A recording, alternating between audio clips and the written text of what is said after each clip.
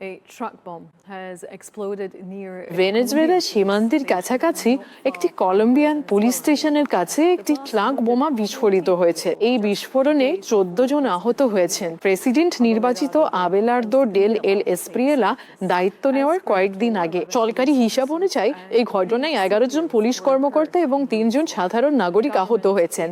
বোগোতা সরকার দেশটির সবচেয়ে বড় সক্রিয় গেরিলা গোষ্ঠী ন্যাশনাল লিবার্টি আর্মির বিদ্রোহীদের এই ভোরবেলার বিস্ফোরণের জন্য দায়ী করেছে, যা উত্তরাঞ্চলীয় সুসোতা শহরে ঘটেছে। প্রেসিডেন্ট ডেল এসপ্রিয়েলা এই হামলার নিন্দা জানিয়েছেন এবং এটিকে একটি নৃশংস সহিংস কর্মকাণ্ড বলে অভিহিত করেছেন। দেওয়া এক পোস্টে তিনি বলেছেন, সন্ত্রাসবাদীর মাধ্যমে কলম্বিয়াকে ভয় দেখানো যাবে না। প্রতিরক্ষা মন্ত্রী পেড্রো সানচেজ বলেছেন, ইএলএন উদ্ধৃতি নার্কো সন্ত্রাসীরা এই ঘটনার জন্য দায়ী। তারা অপরাধীদের গ্রেপ্তারের সহায়ক কোনো তথ্যের জন্য $64,000-এরও বেশি পুরস্কার ঘোষণা করেছে। জাতিসংঘ এই হামলার নিন্দা জানিয়েছে, বলেছে এটি বাসিন্দাদের মধ্যে আতঙ্ক ছড়াচ্ছে।